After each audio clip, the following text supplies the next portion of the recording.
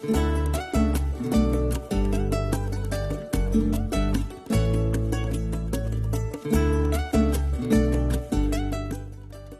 ahora del tema que quisiera hablar es de la agricultura.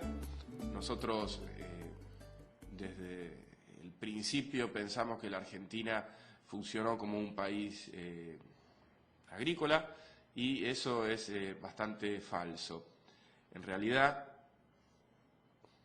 Argentina fue un país importador de cereales y harinas hasta 1870 y pico. Tenemos unas zonas productoras, obviamente, de cereales bastante importantes, con una fuerte tradición, pero son zonas muy limitadas. En el caso de la provincia de Buenos Aires, los partidos del norte de la ciudad de Buenos Aires, estamos hablando de Olivo, Vicente López, Tigre, toda esa zona, es la zona de quintas que va a producir bienes agrícolas, tradicionalmente, obviamente. ¿Por qué? Porque están pegados al río, a la costa del río de la Plata, y pueden transportar ese cereal, esos bienes, con pequeñas embarcaciones. Es muy difícil, obviamente, plantar trigo y cosecharlo y llevarlo desde, no sé, pienso en alguna localidad, 100 kilómetros al oeste o 150 kilómetros al oeste de la ciudad de Buenos Aires. El transporte por carreta es muy caro, hay que llevar otro tipo de bienes que sean mucho más valiosos como para hacer rentable ese viaje. También hay una tradición colonial que busca tener un precio bajo del pan, con lo cual muchas veces el Estado prefiere importar directamente harinas y solucionar a futuro un problema de escasez. Esto hace que muy poca gente quiera dedicarse al cultivo. ¿Por qué? Porque justamente no es muy redituable. Si el Estado está interesado en bajarlo, si el mercado no crece lo suficiente, si ya hay proveedores establecidos que tienen acceso a una vía de transporte mucho más barata, nadie va a intentar copar ese mercado. Hay obviamente cerca de los pueblos que están en la campaña de Buenos Aires algunos agentes económicos que se encargan de producir trigo, pero lo hacen como una actividad secundaria. La ganadería es la actividad, obviamente, por excelencia.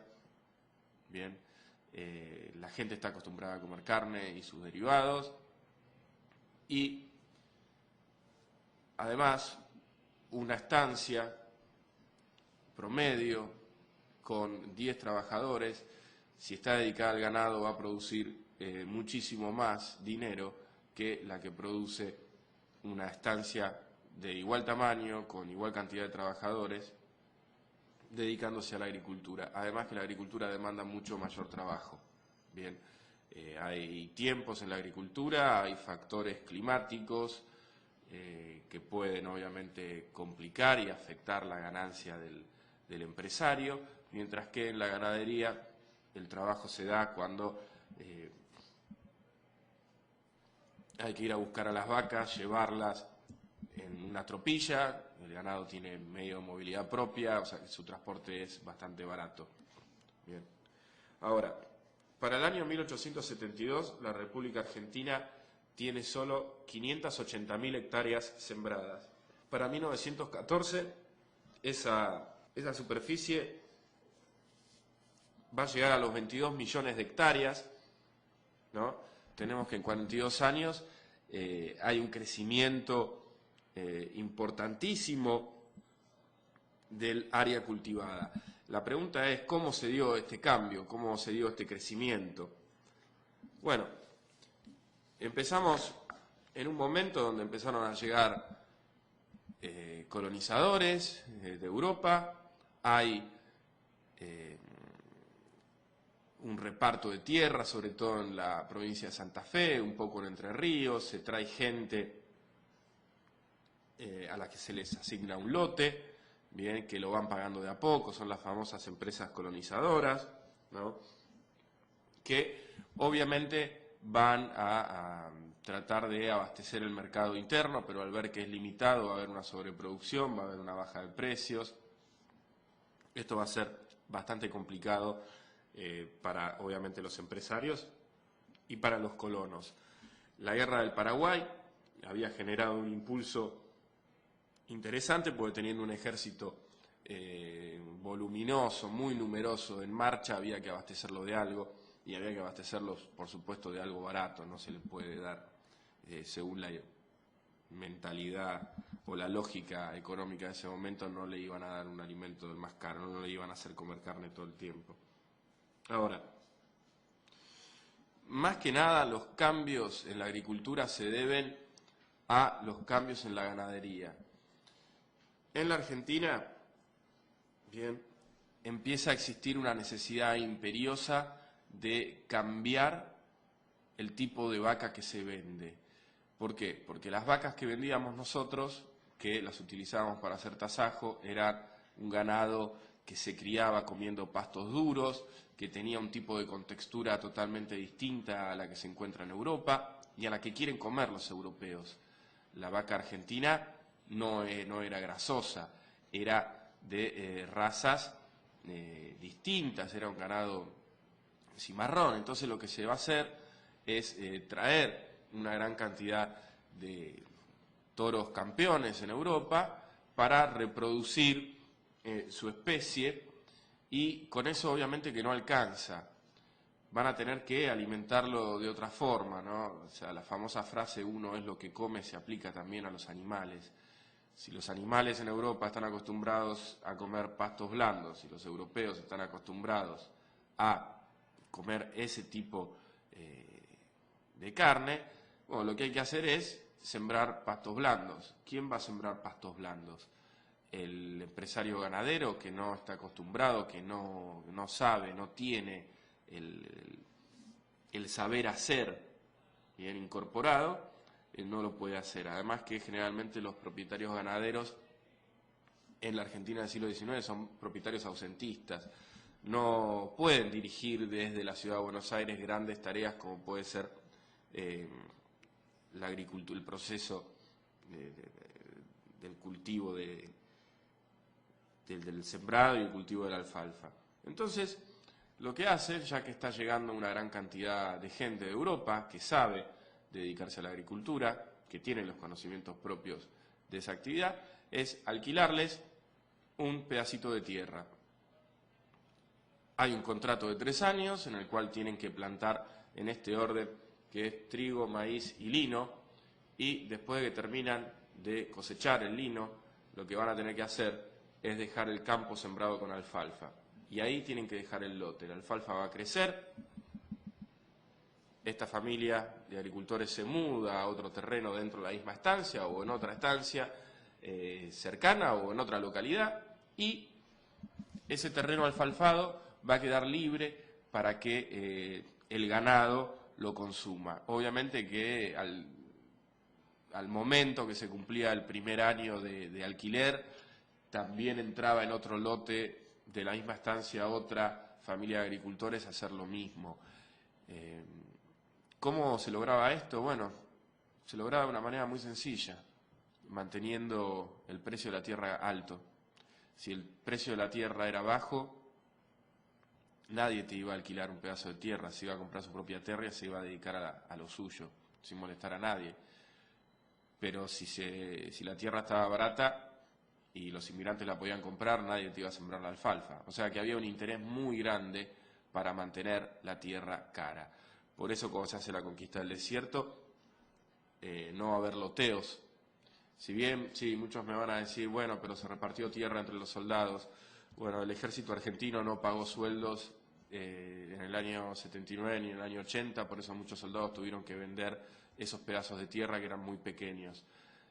Tanto la agricultura como la ganadería en la Argentina, sobre todo a fines del siglo XIX, se hace en el modo extensivo, bien, no se hace en el modo intensivo, por lo cual las ganancias salen de las propiedades más grandes. Si vos tenés un pequeño lote en el Alto Valle de Río Negro, en un momento donde las comunicaciones todavía no llegaron, donde Pensemos que los soldados de la campaña del desierto no son agricultores, en todo caso habían trabajado en actividades ligadas a la ganadería, no van a poder encontrar una ganancia, entonces por eso tienen que vender, por eso van a vender esos pequeños lotes. Y además, cuando se va a realizar la campaña, los lotes que se adjudican son mínimo 400 pesos oro.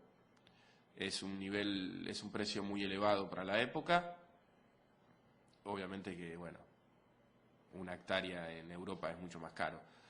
Pero en este momento, si vos tenés la información de que va a ser realmente una campaña exitosa y tenés esos 400 pesos oro, lo mejor que podés hacer es ubicarlo ahí. Bien, el tema es, ¿quién llega a juntar 400 pesos oro? Bueno, muy probablemente gente que tuviera acceso a crédito, y ustedes saben que para tener acceso a crédito, no solamente hoy, sino con mucha más razón a fines del siglo XIX, evidentemente hay que demostrar solvencia. O sea, que son solamente gente adinerada la que puede participar de este reparto, entre comillas. La tierra que va a sobrar, que no fue asignada a nadie, se va a rematar, ¿no? Pero ¿dónde se va a rematar? Bueno, uno podría decir que se va a rematar no sé, en la ciudad de Buenos Aires, que se va a rematar en la sociedad rural de Chascomús o donde sea. No, en realidad el sobrante de tierra se remató en la Embajada Argentina en París y en la Embajada Argentina en Londres. Obviamente no había ni muchos argentinos en Londres ni muchos argentinos en París como para comprar esas tierras, así que muchos dueños de las tierras ganadas, producto de esta campaña ofensiva sobre las poblaciones originarias, fue a parar a manos de franceses y de ingleses. Bien. Bueno, esos son factores que aumentan la cantidad de tierra y que estimulan la actividad agrícola. En primer lugar, derrota indígena. En segundo lugar, si los indios están derrotados, va a haber más tierra disponible, con lo cual, además también, si los indios están derrotados, va a haber mayor seguridad. Si vos tenías una estancia en el sur de la provincia de Buenos Aires y te dedicabas al ganado, cuando vos te avisaban que llegaba el malón, juntabas a todos los hombres que trabajaban con vos y se llevaban a las vacas, bien, muy fácilmente. El trigo no te lo podés llevar, la cebada no te la podés llevar. Entonces, para dedicarte a la agricultura y no correr riesgo de que venga un malón y te prenda fuego a tu cultivo, bien, al existir seguridad de que no iban a cometerse nuevamente estos malones, obviamente que hay un estímulo de la agricultura. Cuando llega el ferrocarril, que obviamente nadie va a invertir en un ferrocarril si sabe que están por llegar los ataques indígenas, ¿no? Salvo que haya mucha ganancia. Bueno, al derrotarse los indígenas, se animan a extender las líneas ferroviarias, con lo cual se puede llevar no solamente el ganado, sino, con más razón, el producto de la agricultura que no tiene medio propio de desplazarse. Bueno, la valorización de la tierra va a ir, en la provincia de Santa Fe, va a estar en un orden del 340% y en la provincia de Buenos Aires en un orden del 160%. Ahora, como dije antes, sube cada vez más el precio de la tierra. Tenemos en cuenta que los inmigrantes que vienen no vienen con dinero sobrante. Necesariamente van a tener que alquilar. Por eso funciona, se cierra el círculo, funciona también este sistema de estancia mixta donde el inmigrante pone trabajo y corre riesgo, obviamente, con los cultivos comerciales que va a hacer para dejar posteriormente alfalfado el terreno. También que existan frigoríficos que estimulan a la ganadería también es un factor que favorece a la agricultura, porque si ya no se vende la carne salada, que es carne que no importa, cuando uno producía tasajo no importaba si la vaca era de mala calidad. Total, ya el proceso por el cual se hace el tasajo le quita sabor a la carne. Yo no sé cuántos de acá probaron tasajo, pero obviamente no tiene punto de comparación con un bife de chorizo o con un lomo. Bien. Ahora, como se puede enfriar y congelar la carne, necesariamente se tiene que vender un producto de buena calidad. y el producto de buena calidad en materia vacuna se va a lograr solamente si come alfalfa. Si no come alfalfa, va a seguir siendo un tipo de vaca que a los ojos de los británicos, son los consumidores más grandes de carne en este momento Argentina, no lo van a ver con buenos ojos. Ahora entonces, frigorífico. La crisis agrícola europea, que en España y en Italia expulsaron una cantidad enorme de productores. Bien, ¿por qué se dio esa crisis? Bueno, sobreproducción norteamericana de cereales, bien, baratos, que inundan el mercado europeo y que llevan a muchos productores agrícolas a la pobreza. Esos van a venir para acá. Continua incorporación de tierras, el sistema de arrendamiento, bajo costo de los fletes, barcos a vapor, ferrocarriles y sobre todo desvalorización del papel moneda.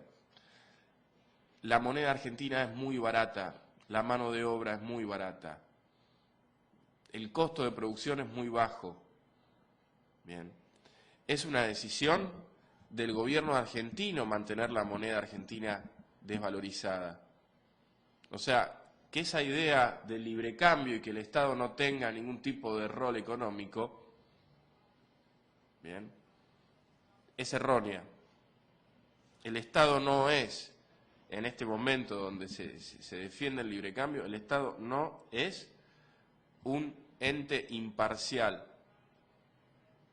No es alguien que no se dedica a la economía. Al fijar el valor de la moneda ya está diciendo, prefiero estas ventajas antes que las otras, o prefiero encarar para este lado y no para el otro. Es básico.